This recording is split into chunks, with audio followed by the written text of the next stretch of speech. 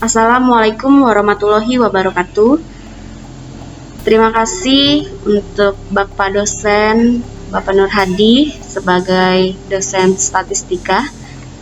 Kami dari kelompok 4 ingin mempresentasikan tugas yang sudah diberikan kepada kami, yaitu ukuran penyebaran data, simpangan rata-rata, standar deviasi, jangkauan kuartil, dan jangkauan persentil. Di kelompok ini kami memiliki 5 anggota, yaitu Maya Patricia Nenggolan, yaitu saya sendiri dengan NIM yang sudah tertera di layar. Nanti setelah saya mempresentasikan akan dilanjutkan oleh Nur Aini dengan NIM yang sudah ada, dan Restiana Panjaitan dengan NIM yang sudah ada, dan selanjutnya nanti dipresentasikan oleh Nurlita Setio Pangesti dengan NIM yang sudah tertera, dan yang terakhir nanti akan dipresentasikan oleh Pertiwi Melisa dengan NIM yang sudah tertera. Baik, teman-teman, malam hari ini kenapa kami ingin membahas atau mempresentasikan statistika ya tentang ukuran penyebaran data. Latar belakangnya adalah pengetahuan kita tentang berbagai macam ukuran sangat diperlukan agar kita dapat memperoleh gambaran lebih lengkap dalam memahami tentang data-data yang telah terkumpul. Kita telah memahami 2 macam ukuran. Ada 2 macam ukurannya, yaitu yang pertama adalah ukuran gejala meliputi rata-rata hitung, rata-rata ukur, rata-rata harmonik, dan modus. Ukuran yang kedua adalah ukuran letak meliputi median, kuartil, desil, dan persentil.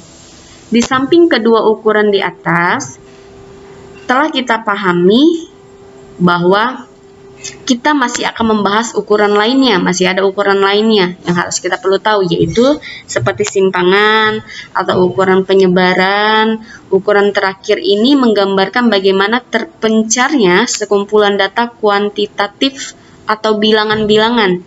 Beberapa ukuran yang akan kami bahas di dalam makalah ini adalah simpangan rata-rata, standar deviasi, jangkauan kuartil, dan jangkauan persentil.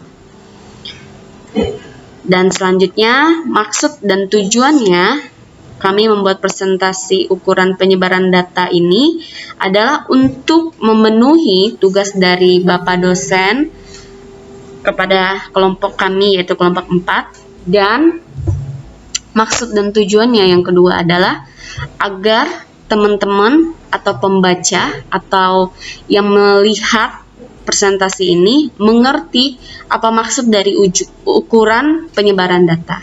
Baik, itu adalah cover atau data yang bisa kami berikan untuk awal presentasi ini. Selanjutnya nanti akan dipresentasikan oleh Nur Aini. Kepada Nur Aini saya persilahkan. Saya Nur Aini, saya akan menjelaskan tentang pengertian ukuran penyebaran data.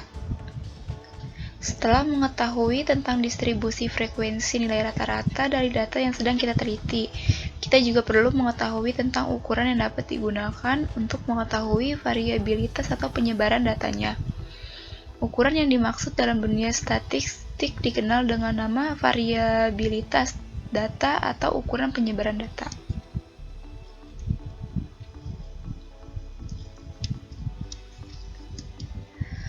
Nah, ada simpangan rata-rata atau mean deviation. Simpangan rata-rata bisa disingkat dengan SR. Yang dimaksud dengan simpangan deviation adalah selisih antara nilai pengamatan ke-1 dengan nilai rata-rata atau antara XI dengan X rata-rata.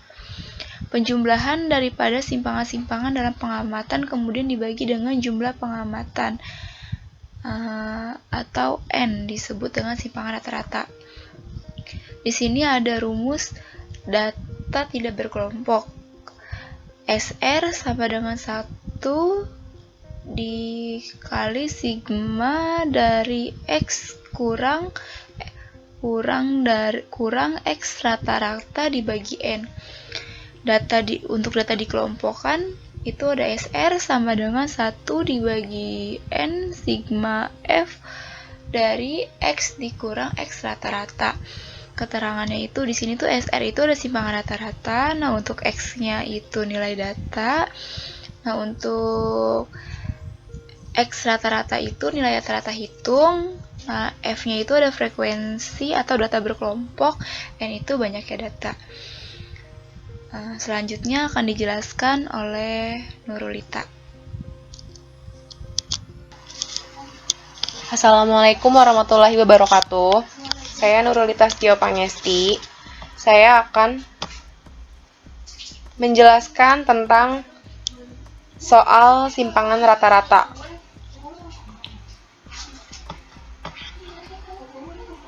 Ini adalah contoh soal simpangan rata-rata. Untuk mencari simpangan rata-rata, kita harus mencari rata-ratanya dulu dari data tunggal yang telah disajikan. Ini data tunggalnya. Kita cari simpangan rata-rata, ini rumusnya. Kita cari rata-ratanya dulu. Rata-rata sama dengan sigma X plus N, sama dengan jumlah data tunggal dibagi banyak data. Ini adalah banyak datanya. Kemudian setelah kita jumlah itu hasilnya 56. 56 kita bagi banyak datanya 8. 56 kita bagi 8 sama dengan hasilnya 7. Lalu kita cari simpangan rata-ratanya, yaitu nilai data tunggalnya kita kurang hasil dari rata-rata. Kemudian kita tambah dengan data selanjutnya. Semua data kita kurangin dengan 7, karena 7 ini adalah rata-ratanya. Lalu kita jumlahkan, 6 kurang 7 hasilnya 1, 5 kurang 7 hasilnya 2, sampai terakhir 10 kurang 7 hasilnya 3. Kita jumlahkan hasilnya 12. Nah, simpangan rata-ratanya 12 kita bagi jumlah banyak data yang tadi 8. 12 per 8 kita perkecil menjadi 3 per 2 sama dengan 1,5. Selanjutnya saya akan menjelaskan tentang standar deviasi. Standar deviasi dalam dunia statistik, istilah deviasi adalah simpangan atau selisih dari masing-masing skor atau interval dari nilai rata-rata hitung, deviation from the mean. Ini adalah rumus standar deviasi beserta keterangan-keterangannya.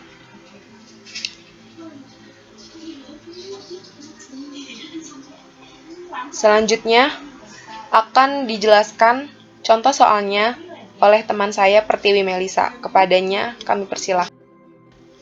Assalamualaikum warahmatullahi wabarakatuh. Saya Pertiwi Melisa dari kelompok 4. Saya akan melanjutkan presentasi dari kelompok kami. Saya akan menjelaskan contoh soal dari standar deviasi. Soalnya adalah menentukan simpangan rata-rata dari data tunggal sebagai berikut. Terdapat angka 6, 5, 8, 9, 7, 7, 4, dan 10. Rumusnya adalah SR sama dengan sigma X dikurangi rata-rata X per N. Pertama, kita mencari rata-rata X dengan rumus sigma X per N. Nilai X ini kita dapatkan dari soal yang tadi 6, 5, 8, sampai dengan 10. Kita jumlahkan. Lalu untuk N itu banyaknya data. Di sini ada 8 ya. 1, 2, 3, 4, 5, 6, 7, 8. Kita bagi 8. Nah, dari angka 6 sampai dengan angka 10 kita jumlahkan. Hasilnya adalah 56. Lalu kita bagi 8, hasilnya 7. Oke, untuk rata-rata X kita sudah mendapatkan hasilnya 7. Kemudian untuk kita lanjutkan lagi sigma X-nya. Sigma X dikurangi rata-rata X, yaitu X-nya adalah angka 6, terus untuk sigma X-nya adalah yang tadi sudah kita dapatkan, hasilnya adalah 7, kita kurangi, kemudian kita tambahkan lagi dengan X berikutnya, 5 dikurangi dengan 7 lagi sigma X-nya, dan seterusnya sampai dengan di angka 10. Nah, di sini 6 dikurangi 7 hasilnya positif, karena ketentuannya adalah menjadi positif.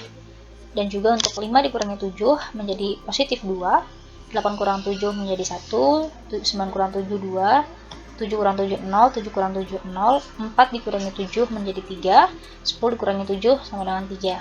Nah, ini kita jumlahkan, 1 ditambah 2, 3 ditambah 1, 4 ditambah 2, 6, tambah 0 tambah 0 tetap 6, tambah lagi 3 tambah lagi 3 menjadi 12. Lalu kita lanjutkan lagi untuk pemecahan soalnya. Kita masukkan lagi rumus SR sama dengan sigma X dikurangi rata-rata X per N. Nah, ini kita kan sudah ketemu hasilnya, yang ini 12, kita masukkan angkanya 12. Nah, 8 ini adalah banyaknya data. Ini tadi ada 8. Jadi kita bagi 12 per 8. Lalu kita sederhanakan, sama-sama atas dan bawah kita bagi 4. 12 dibagi 4, 3. 8 kita bagi 4 menjadi 2. Nah, ini kita perkecil menjadi nilai desimal, menjadi angkanya 1,5.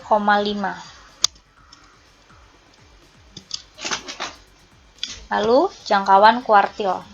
Kuartil adalah suatu harga yang membagi histogram frekuensi menjadi 4 bagian yang sama. Sehingga di sini akan terdapat 3 harga kuartil, yaitu kuartil 1 atau K1, kuartil 2 atau K2, dan kuartil 3 atau K3, di mana harga kuartil 2 sama dengan harga median. Nah, jangkauan kuartil dirumuskan dengan JK sama dengan Q3 dikurangi Q1. Oke, selanjutnya akan dijelaskan oleh teman kami. Untuk teman kami dipersilahkan. Baiklah, saya akan melanjutkan presentasi ini. Perkenalkan, nama saya Reskina Panjaitan. Saya akan mempresentasikan jangkauan kuartil. Contoh soalnya, perhatikan di bawah ini. Panjang kelas P dikurang 4, 1/4, N dikurang 1/4, 30 sama dengan 7,5. Kuartil 1 dikurang TB ditambah 1/4 N dikurang Fx per Fxp. Kuartil 1 sama dengan 151,5 ditambah 7,5 dikurang 0 per 8 dikali 4. Kuartil 2 sama dengan 151,5 ditambah 3,75. Kuartil 3-nya sama dengan 155,25. Selanjutnya, panjang kelas P sama dengan 4, 3/4 N dikurang 3/4, 30 dikurang sama dengan 22,5. Kuartil 3 sama dengan TB ditambah 3/4 N dikurang Fx per F dikali P. Kuartil 3 sama dengan 163,5 ditambah 22,5 dikurang 20 per 3 dikali 4. Kuartil 3 sama dengan 163,5 ditambah 3,33.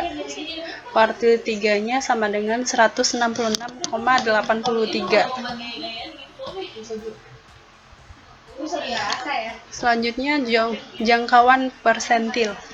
Bagian rumus yang berubah hanyalah bagian yang menentukan letak titik persentil dan bagian-bagian yang lainnya yang menyesuaikan persentil yang dimaksud letak beberapa titik personil.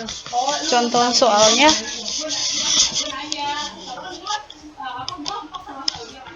persentil pertama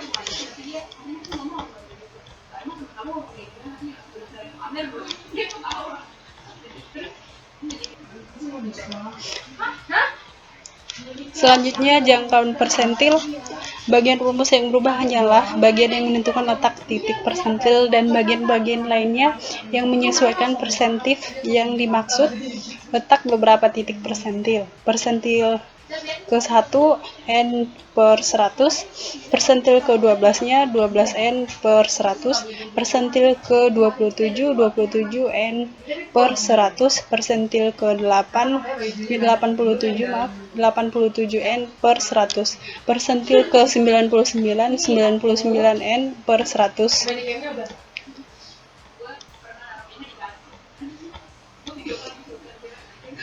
Contoh soalnya, 90 per 100 N sama dengan 9 per 10, 30 sama dengan 27.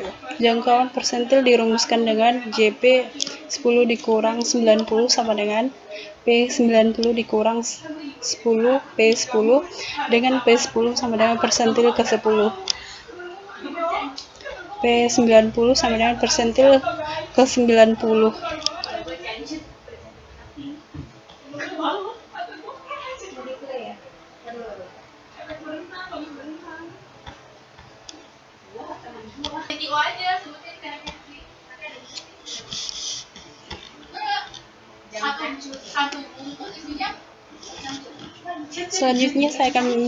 Selanjutnya jangkauan persentil.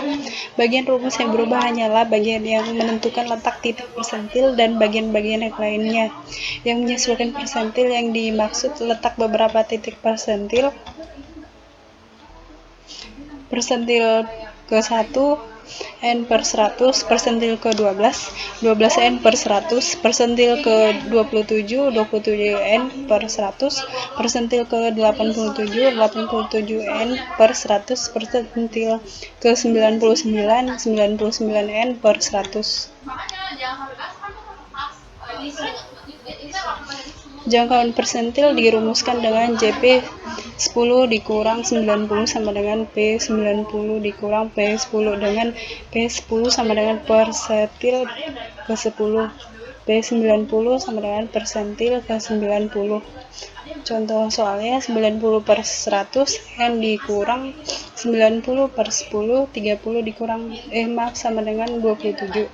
P 90 sama dengan TB ditambah 90 per 100 N dikurang FK per F XP. P 90 sama dengan 167,5 ditambah 27 dikurang 23 per 4 dikali P. P 90 sama dengan 167,5 ditambah P ditambah 4. P 90 sama dengan 171,5. Demikian presentasi ini kami buat dari kelompok 4. Lebih dan kurangnya kami mohon maaf. Terima kasih.